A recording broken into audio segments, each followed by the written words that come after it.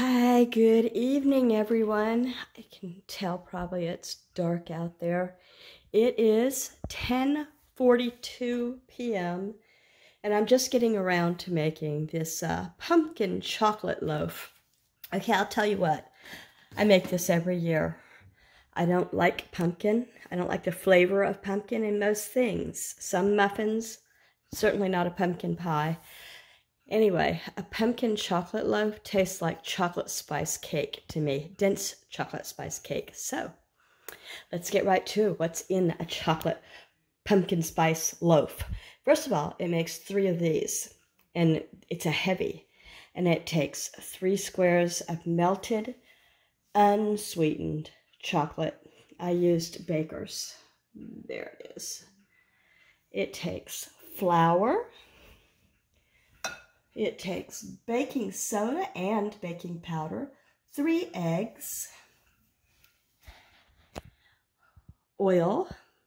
It says vegetable oil. I use whatever I have, and right now I have canola. It must have been on sale. I don't know. And it takes 29 ounces of pure pumpkin, not pumpkin pie filling, pure pumpkin. Now, this is a 30-ounce can, and I think I must have gotten it at maybe Big Lots or somewhere like that, because it's not a grocery store brand. But I already did. I took out 1 ounce, gave it to the dogs. They like it. So okay, I took it out, 1 ounce. It takes vanilla. It takes sugar. And okay, it takes cinnamon, ground cloves, and ground nutmeg. And I think oh, nope, one more thing. 2 cups of semi-sweet chocolate chips, so you can tell why you call it chocolate pumpkin loaf. It's an old Taste of Home magazine type recipe, and I have it over here, but I'm not going to show it because I don't want to get in trouble, but I will link the recipe in the description. So if you do want the recipe, you won't be sorry. You put these in the freezer, and you just bring them out when you want dessert. They're every bit as moist and wonderful as they were when you baked them. And you can slice them into slices, and you could put whipped cream on top. You could eat them plain. You could put just anything, you know, after-school snacks, companies come snacks, kind of thing. So I'm going to get started, and I'll show you what I do first. I just set my oven to 350 degrees. I sprayed all 3 pans with some Pam. In a large bowl, this is my mixer bowl, you want to combine the sugar, the oil, and the eggs and mix them well. Everything's in there, and I'm just going to mix it up. I'm doing it by hand because everybody's sleeping. And that's all done. It just took me a minute. Now I want to add the pumpkin, the chocolate, and the vanilla. There we go. There's the pumpkin, the chocolate on top, and the vanilla's over here somewhere. I wanted to say I melt my chocolate down, and then I let it come back down to room temperature, because you don't want to heat up this. It's, you know, eggs and stuff, and who knows what. I mean, not who knows what's in it, but who knows what it'll do to the batter. So room temperature.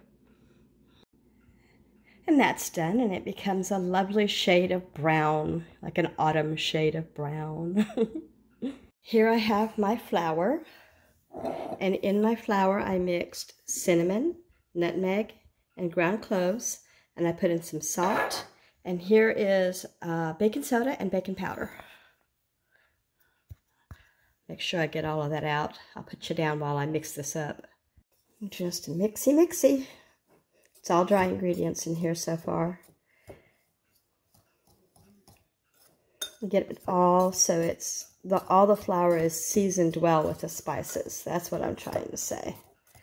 And you can look at it if you use a glass bowl, you know, you can look to the bottom and see if you have any thick ribbons of spice that you haven't mixed into the white flour. I just used all-purpose flour, by the way. This right here smells like an autumn candle.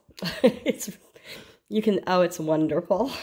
All right, I am going to take the dry ingredients right here and mix it into the wet ingredients until it is just mixed, okay? So don't overbeat.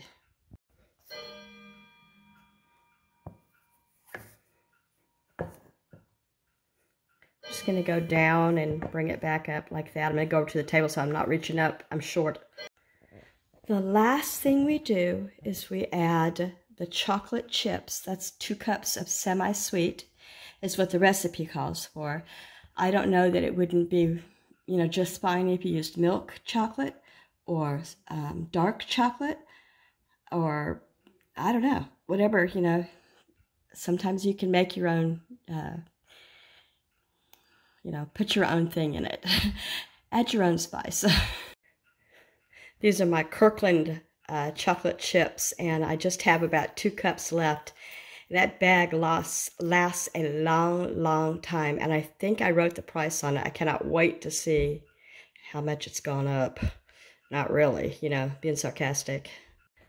Done. That didn't take any time at all. And I scooped all the way down to the bottom of the bowl and brought up so I wouldn't have, you know, the bottom where a lot of times the good stuff will hide.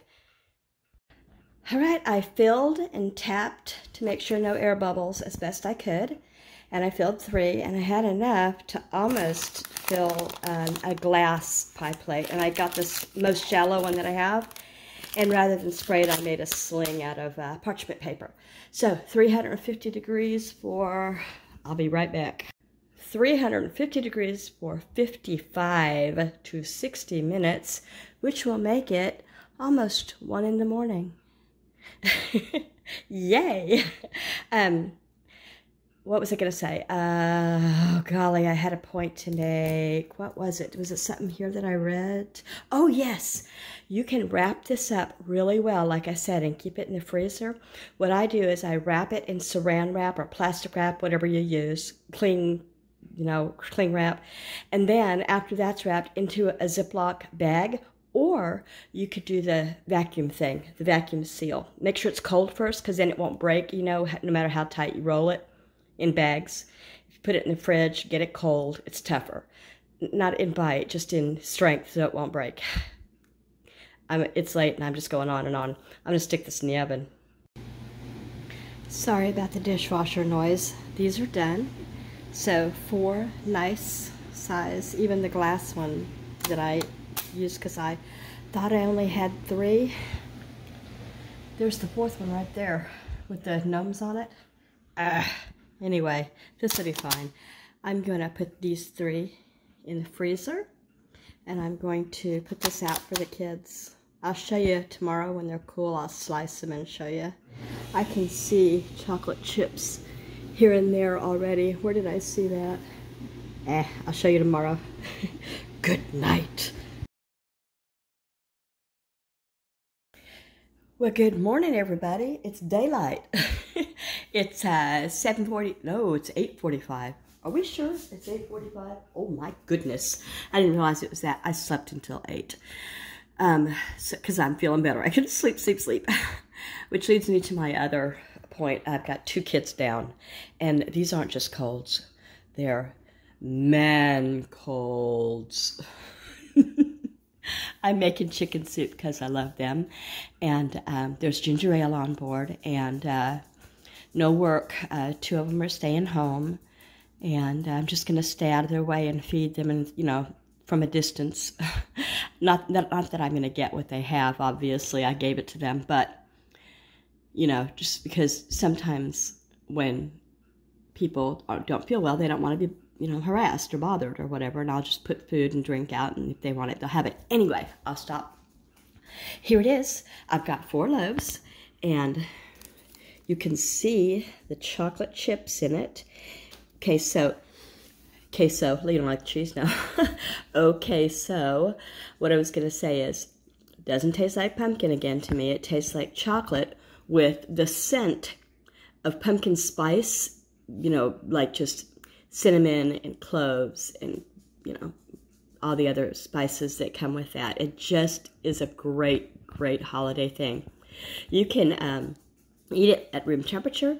You can put it in your toaster oven or whatever, or your whatever you use, you know, not your regular toaster, obviously. And get it warm and it's even better. And I like to have coffee with mine. So if you stuck around, don't forget that the recipe is in the description box below. It's not the whole recipe, it's the link to Taste of Home, where I got this recipe back in the 90s. Yeah. Oh, one thing I noticed when I was looking up the recipe to share it with you, it said that this recipe had been edited in 2001, I think it said. I'm not sure. Maybe it was 2021. It was, you know how I said, oh, it says to use vegetable oil. All I have is canola oil. Well, that's what my recipe that I have printed off from way back when says to use, canola oil. Well, now they're saying on the actual recipe, go ahead and use canola oil and don't use vegetable oil. So I don't know what to say. I do think they're interchangeable a lot of the time. I don't know which one is best for you. Maybe some of you do. I think I've heard in the past that some are better for you than others. Okay, so anyway, that is that. I hope that if you liked what you saw and you saw what you liked, you'll give me a thumbs up, pretty please, and you'll give me a comment, and you'll tell me how you're doing, and what else? Maybe subscribe.